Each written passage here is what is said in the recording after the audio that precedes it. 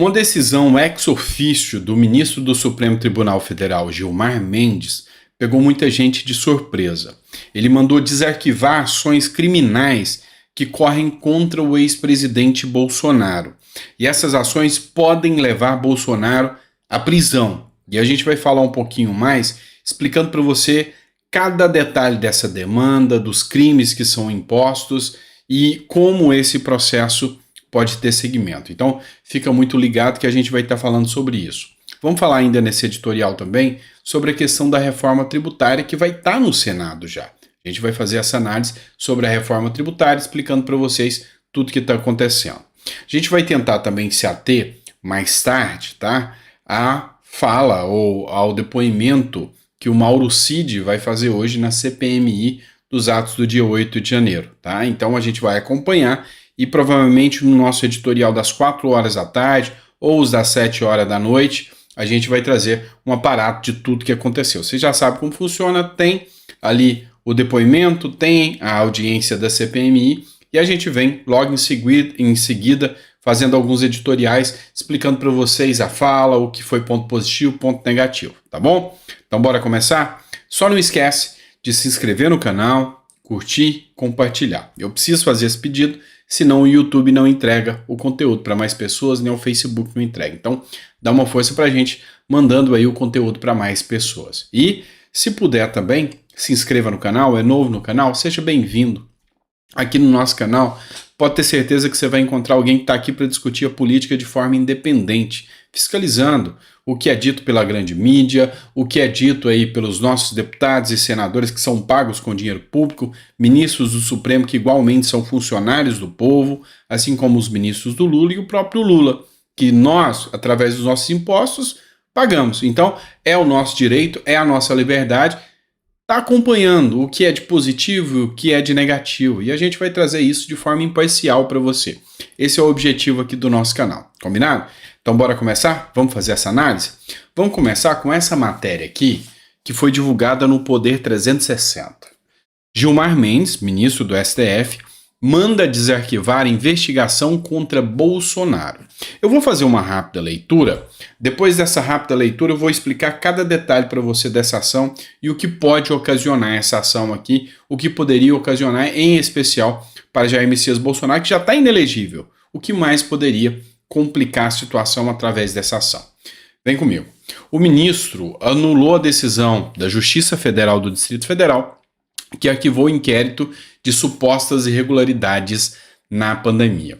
O ministro Gilmar Mendes, do Supremo Tribunal Federal, determinou o desarquivamento dessa investigação sobre supostas irregularidades e omissões cometidas durante o governo de Jair Bolsonaro durante a pandemia de Covid-19. O ministro anulou a decisão do Distrito Federal, que determinou o arquivamento parcial das investigações. É interessante vocês analisarem que a PGR já tinha até se manifestado nesse processo e entre os crimes que se apura aqui estão o crime de epidemia com resultado de morte, ou seja, eles acusam que Bolsonaro espalhou o vírus e fez com que pessoas falecessem em função disso, e comunicação falsa de crime e prevaricação. Todos esses crimes poderiam levar à cassação de Jair Bolsonaro, à inelegibilidade de Jair Bolsonaro ou mesmo a prisão de Bolsonaro. E a gente vai explicar aqui para você entender. O primeiro ponto que você precisa entender. Lembra da CPI da Covid que aconteceu, tendo o Omar Aziz, a Simone Tebet como cabeças ali da CPMI, da Covid, e acompanhando ali possíveis irregularidades do governo Bolsonaro? Pois é. Dos frutos daquela CPMI foi encaminhado o resultado, o relatório, para a Procuradoria-Geral da República para que impetrasse com uma demanda contra o presidente Bolsonaro. Essa demanda foi para o Distrito Federal, ou seja, Tribunal de Justiça do Distrito Federal, o qual arquivou, ou seja, falou, não, esse processo aqui não tem fundamento, não tem razão de ser, arquiva, isso aqui não tem que dar continuidade. E aí o que pegou de surpresa agora é que isso já era um cachorro morto, um assunto encerrado.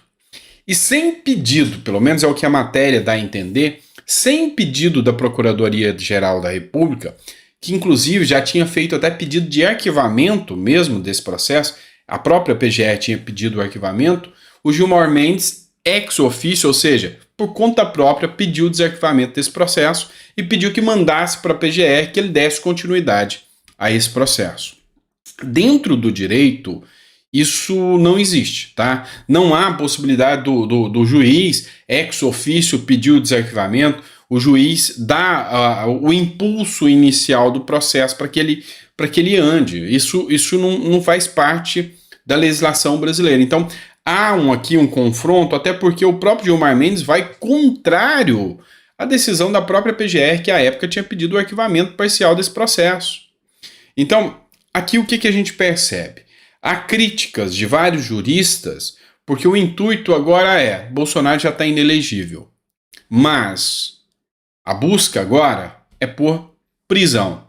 Então, há grande possibilidade, sim, que esse processo possa levar Bolsonaro à prisão. E tendo em vista o que é o Brasil e como andam as coisas aqui no Brasil, a gente até acredita que isso possa acontecer.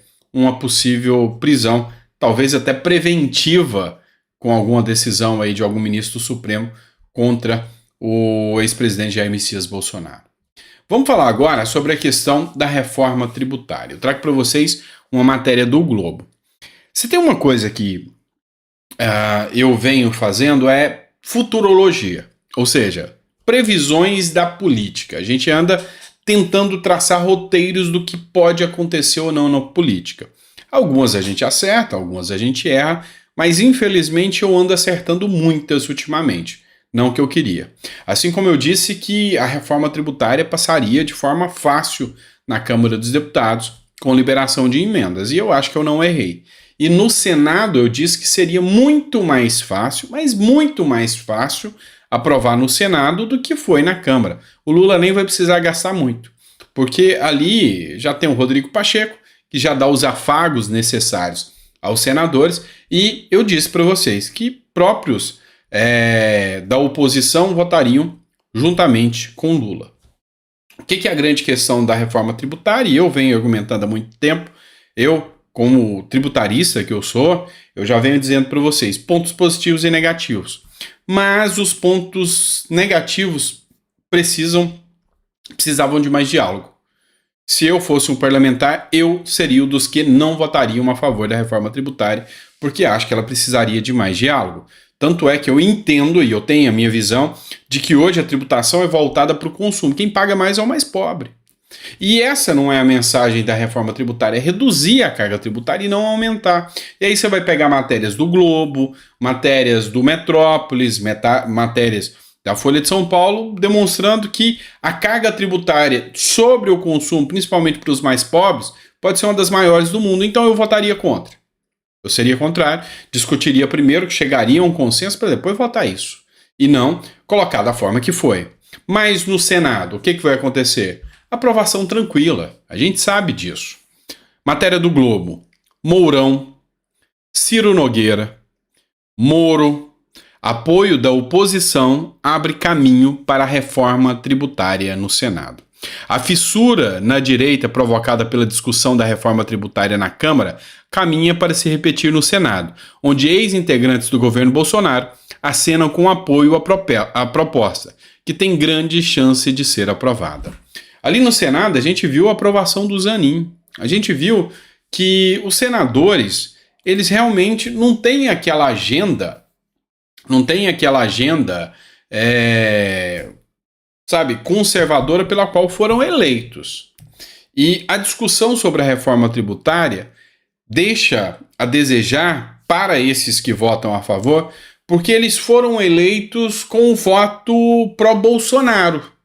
E esse público, eles querem que a votação seja de acordo com a análise daqueles que defendem a pauta pró-Bolsonaro. Ou seja, votaram no Tarcísio para que o Tarcísio votasse como Bolsonaro, ou apoiasse Bolsonaro. Votaram no Ciro Nogueira para que Ciro Nogueira apoiasse o Bolsonaro. Então, assim, tem essa identidade de pauta. No meu caso, a minha identidade aqui é com o que eu concordo ou não concordo. Então, para mim, a reforma tributária, eu não concordo por razões programáticas do caso, ou seja, razões técnicas. do caso da reforma tributária. E aí, a grande questão que a gente entra aqui seria, então, uma discussão que deveria ter mais tempo? Sim, mas o que a gente percebe? É que lá, no Senado, vai passar, assim como a gente já tinha previsto. Vamos lá, agora a gente vai falar de um tema aqui super relevante e que está acendendo a luz vermelha para todo e qualquer brasileiro. Parece uma coisa simples, né? Não sei se você não já viu ou não, uma propaganda da Volkswagen, onde ela faz o relançamento da Kombi. E nesse lançamento tem a Elis Regina, que é uma cantora que já falecida, que foi revivida por uma inteligência artificial, e a filha dela. E eles fizeram um dueto, onde as duas cantam, a Maria Rita e a Elis Regina, uma canção do Belchior, que é Como os Nossos Pais. É uma música famosíssima e, diga-se de passagem, uma música maravilhosa, linda. Não sei se você gosta, mas eu gosto demais. Acho uma canção belíssima. Mas o que tem a ver essa questão aqui? Vamos lá. Uma das grandes preocupações do Brasil de hoje é a volta da censura. A esquerda sempre acusou a censura durante o período do regime militar. E a Elis Regina era uma das que combatiam muito isso. Aí agora, o medo nosso é a censura no regime Lula. É isso. No regime da democracia relativa. Há essa preocupação. E o que tem a ver uma propaganda da Volkswagen com o Sandro falando de censura e com o medo da volta de censura? Eu vou te explicar o que é. O CONAR, que é o Conselho Nacional de Autorregulação Publicitária, ou seja, ela que regulamenta as veiculações publicitárias que acontecerão no Brasil. O CONAR, ele abriu um processo ético contra a Volkswagen e isso pode causar uma multa gigantesca contra a Volkswagen. Por quê? Porque um comercial recriou a Elis Regina com inteligência artificial. Então, o que é a grande questão aqui? Questões éticas, morais. Primeiro, como que ficaria... Esses são os argumentos da CONAR. Como que ficaria a cabeça de crianças ao verem uma propaganda onde tem uma mulher que já faleceu e apresentando essa propaganda? Para, né? Vocês devem achar que o brasileiro é muito idiota de acreditar numa narrativa dessa. Afinal, se assim for, vamos tirar tudo quanto é clipe do Fred Mercury que roda aí. The Doors? Adoro The Doors. Tira os clipes, afinal o cara já morreu. Imagina se a minha filha vê o cara cantando ali e fala, pai, tá vivo ou tá morto? Então, esse argumento aí é um argumento bem pífio. E aí, outro argumento que é feito, mas causa um sentimento, uma sensação de emoção que vai causar um conflito aos fãs da Elis Regina. Pô, para. Hoje eu acho que todo mundo tem a maturidade suficiente para entender que a IA, a inteligência artificial, é uma realidade. A deepfake é uma realidade. Ou seja, expor o rosto de uma pessoa que já morreu num ator que vai agir como se fosse, mas na filmagem parece aquela pessoa. Então, todo mundo já está acostumado com isso, não é de hoje que isso acontece. Você pode lembrar aí o Exterminador do Futuro que pegou o Schwarzenegger, que é coroão já, e de repente colocaram ele novinho ali. Isso é normal. Então também é outro argumento que não rola. Agora, aqui é o calcanhar de Aquiles, e você vai me dizer se eu tô viajando na batatinha. Cara, o tal de filósofo viaja muito na batatinha. Então, às vezes eu tenho que ficar puxando minha orelha, tá? Eu mesmo. É bom que a minha esposa, às vezes, quando eu começo a filosofar demais, ela fala, menos, Sandro, para. E aí, vocês têm que fazer esse papel também, tá? Vocês fazem parte disso também.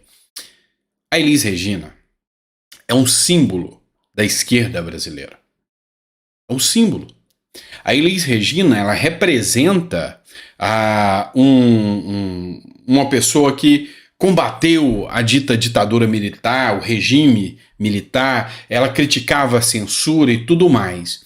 E aí a crítica e o próprio CONAR colocou isso aqui, Mas nem se sabe se a Elis Regina viva estivesse, se ela autorizaria ou deixaria que uma agenda globalista, a Volkswagen, capitalista ao extremo, aceitaria a sua imagem vinculada a essa opressão que é a Volkswagen, dona dos meios de produção. Enfim, a CONAR se tornando ideológica. Um órgão que estabelece aqui mecanismos e meios de censura se tornando ideológica. E aí, meu amigo, a gente começa a ter a preocupação de que aquilo que a Elis Regina combateu, que era censura, que realmente acontecia, não é novidade para ninguém, esteja de volta hoje. E isso aqui, filosoficamente falando, expõe essa arbitrariedade sem tamanho aqui da volta da censura e o símbolo de quem combateu a censura ser utilizado agora pela agenda esquerdista para impor a censura. Eis a grande dicotomia e o paradoxo da vida aqui no Brasil. E ultimamente a vida aqui no Brasil é assim um paradoxo sem precedentes. Mas não para por aí não. Não para por aí não. Olha só essa matéria que eu trago aqui para vocês. Tá? Eu ia deixar ela mais ao final e vou trazer aqui agora. Matéria do O Antagonista. Depois do Vietnã, Brasil censura filme da Barbie em parte. Pois é, essa mesma agência, o CONAR, resolveu impedir que nós tivéssemos acesso a partes das cenas da Barbie. O que aconteceu lá no Vietnã? Só para você entender. O filme da Barbie vai estrear ainda, tá? E causou uma certa revolta. Porque ele foi meio que original aos seus valores. Ou seja, a Barbie como ela é. A menininha toda rosinha e o Ken todo masculino, ou nem tanto, sei lá. Mas seguiu a regra, tá? E aí qual que é a discussão? Tem uma agenda hoje que visa modificar coisas figuras já da infância que nós tivemos. Então, por exemplo, o filme da Branca de Neve e os Sete Anões, os anões foram retirados por causa do capacitismo, ou seja, violaria a honra de pessoas com nanismo. Isso é muito discutível. Então, tem aqueles que concordam, tem aqueles que discordam. Eu acho que já é extremo demais, porque são pautas realmente importantes. A questão racial, a questão LGBT e a questão das pessoas com deficiência são pautas, porque essas pessoas merecem respeito.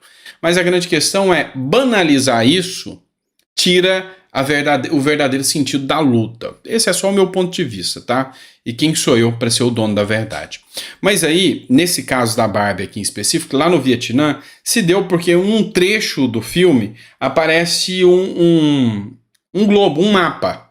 E nesse mapa tem um trecho que o Vietnã toma para si, falando que é dele, e no mapa apareceu como se fosse da China. Então, eles falaram, não, nós não vamos aceitar isso aparecer aqui. Então, já no Brasil, por questões totalmente diferentes. No Brasil, a própria CONAR não especificou o porquê ela vai vetar trechos desse trailer aqui no Brasil, e não especificou também qual é o trecho que eles querem vetar ou censurar, tá bom?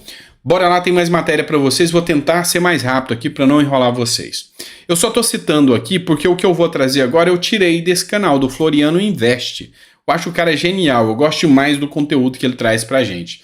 Mas eu vou explicar com as minhas palavras para não usar o vídeo dele, mas eu sempre cito a fonte. Olha só, essa matéria aqui é do UOL Notícias. Especialistas da ONU chegaram a Honduras para ajudar em mecanismos contra corrupção. Um mecanismo contra a corrupção.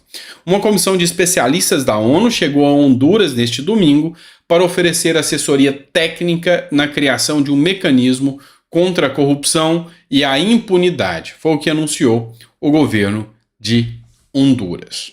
E aqui vocês vão entender onde eu quero chegar com isso. Honduras é um país estritamente corrupto. Existe um índice, tá? Um portal da transparência, onde se mede o índice de corrupção. E aí vai de 0 a 100. Quanto maior o número, quanto menor o número, quem tem 0 é ultra corrupto. E quem tem 100 é um país sério. Então, tem aqui uma lista de vários países que têm a sua pontuação. Então, quanto maior, menos corrupto, quanto menor, mais corrupto. Honduras está ali no 23, tá? Honduras, que fica aqui na região central, aqui, ó, perto da Guatemala, Honduras aqui na região central da América Central, tem um índice altíssimo de 23%. Deixa eu ver se eu consigo ampliar aqui, ó. 23% é o índice da corrupção em Honduras. Aqui no nosso Brasilzão baronil aqui, nós temos 38, ou seja, aqui ainda é menos corrupto do que Honduras. E aí, esse novo mecanismo de combate à corrupção, ele é existente. E aí a ONU vai criar mecanismos de vários países onde virão e fiscalizarão os políticos corruptos e os índices de corrupção em Honduras. A pressão popular, o povo se uniu, fez uma mobilização popular gigantesca e pressionou o governo para que ele autorizasse a ONU a estar dentro do país investigando os índices de corrupção e a corrupção. Se lá em Honduras conseguiu, por que não aqui? Isso é interessante. O nosso índice de corrupção, em tese, ainda é menor do que o de Honduras. Por que não fazer isso aqui no Brasil? Por que não discutir isso aqui no Brasil? Porque se tem um mal que assola o povo brasileiro, é a dita corrupção. Então, acharia muito interessante. Vem comigo que eu tenho uma pauta aqui super importante para vocês. CPI das ONGs. Essa CPI das ONGs está descobrindo coisa do fundo do baú. E aqui eu vou trazer para vocês uma publicação do Plínio Valério, para mim um dos senadores mais sérios que hoje encontram-se dentro do Senado ali, faz um trabalho espetacular. Plínio Valério falou o seguinte: o ex-deputado e ex-ministro da Defesa Aldo Rebelo vem denunciando a interferência indevida de governos e empresas estrangeiras, muitas vezes por meio de ONGs, nas questões ambientais do Brasil. A reunião da CPI será às 11 horas, horário de Brasília, com transmissão pelo YouTube da TV Senado, que você poderá acessar por meio de nossas redes sociais. E aqui fala que Aldo Rebelo prestará depoimento à CPI das ONGs na terça-feira, tá? Às 11 horas, hoje ele vai estar prestando o depoimento. O que eu quero dizer para vocês? Tem muita gente da direita que não vale o dedinho do pé do Aldo Rebelo, que é um cara que se diz de esquerda. Pensa num cara coerente. Eu mesmo já participei de palestra. Teve um evento onde eu fui com o Pablo Marçal, dentre outros presidenciáveis. Fui acompanhar os presidenciáveis em 2018 lá no Museu do Amanhã. Inclusive, eu fui a pedido de um grande amigo, o Adroaldo Portal, e um dos caras mais geniais que eu já vi sobre política, que eu já discuti com ele também. E o Aldo Rebelo é um cara ímpar. Então, para você que tem ainda esse preconceito, para você que é o homem de um livro só, ou seja, você que acredita que só tem que olhar um lado e não ouve os outros, eu te aconselho a acompanhar as falas do Aldo Rebelo sobre os abusos e o escárnio que a esquerda se apropria dessas ONGs para criar abusos dentro da Amazônia. O Aldo Rebelo é um cara ímpar dentro da intelectualidade que ele apresenta. Então, eu recomendo quem puder assistir.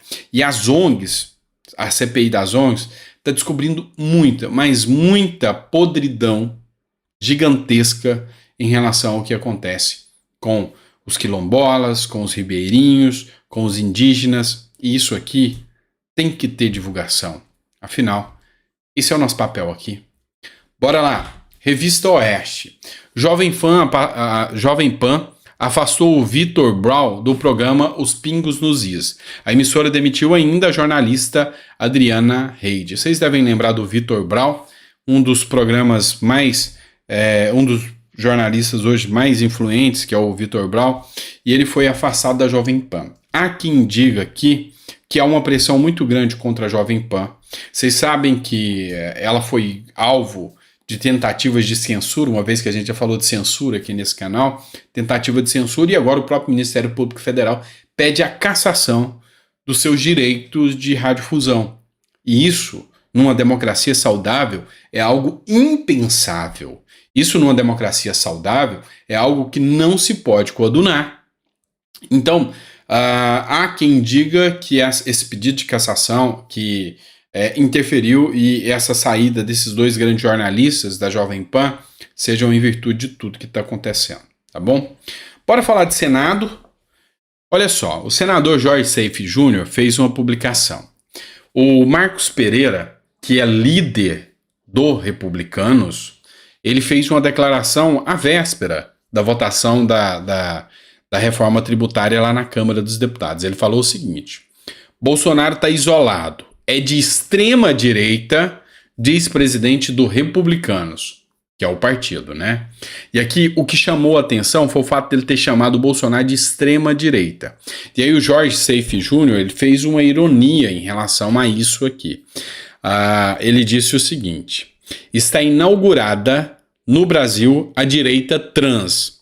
Se elegeram como direita e votam como esquerda. Nas eleições, abraçaram, fizeram selfies e vídeos com Jair Bolsonaro para ganhar votos dos conservadores. Agora acusam ele de ser radical. Desculpem. E é isso, tá? Então há essa crítica latente sobre aqueles que utilizaram a figura do Bolsonaro para poder se eleger. Em contrapartida, na hora de votar, trocam isso em troca de um ministério, porque ele é o que está cotado para ir agora do Ministério do Esporte, e é possível que a Ana Mozart, que é a ministra do Esporte que o Lula colocou, caia a qualquer momento, e ele, o Marcos Pereira, que é do Republicanos, partido da ala evangélica, possa assumir o Ministério dos Esportes. E aí, isso está soando como uma traição muito grande para a base petista. E isso aí pode dar uma repercussão muito, muito pesada nessa escolha do Lula aí, tá certo? Vamos lá, uma última informação que eu vou trazer para vocês aqui, para o vídeo não ficar muito extenso, já está quase meia hora de vídeo. Metrópolis. Ataque à faca deixa vários mortos em jardim de infância na China. Por volta das 7h40 de ontem, na verdade, um homem entrou em um jardim de infância na cidade de Lianjiang, na província de Guangdong, na China, e atacou com uma faca funcionários, pais e alunos do local. Segundo as autoridades locais, 6 pessoas morreram e uma ficou ferida. Tá, eu não sou aqui para trazer notícias para vocês de fatos cotidianos que acontecem, como tragédias, esse tipo de coisa. Mas eu faço sempre trazendo essa pauta para política.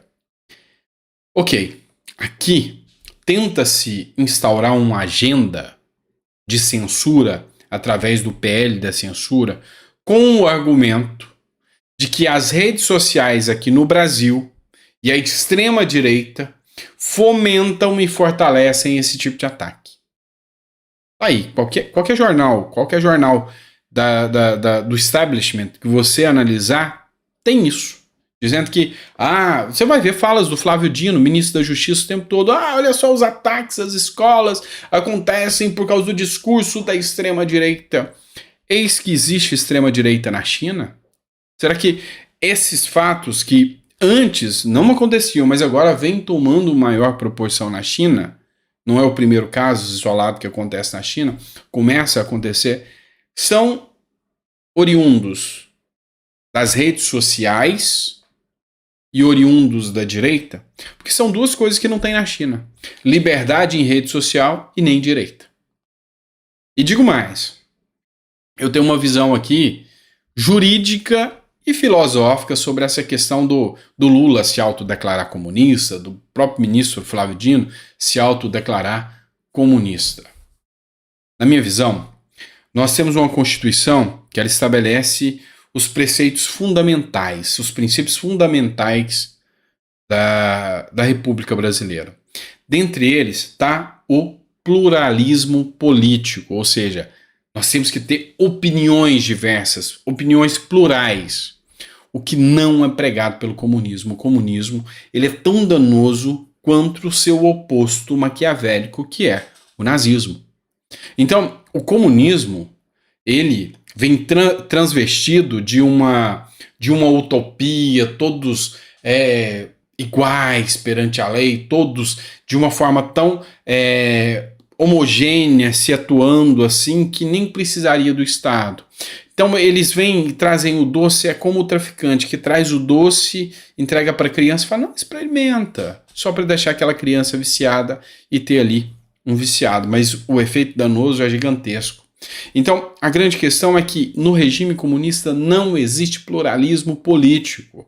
Lá é o Partido Comunista que toma conta, pegue Cuba, pegue qualquer país comunista que você vai ver. É o regime comunista que tem toda a narrativa, tem toda a força, e o pluralismo político nesse tipo de região é jogado ao léu. Não existe pluralismo político. Por isso que eu ouso dizer aqui, o comunismo é inconstitucional no território nacional aqui no Brasil. Essa é a minha visão jurídica. E aí? Discorda, concorda? Coloca no comentário, tá certo? Grande abraço, obrigado por ter acompanhado até o final, espero que você tenha gostado do nosso conteúdo, a gente faz isso com todo carinho para você, e se você puder compartilhar, mandar para mais pessoas, te agradeço muito. Grande abraço.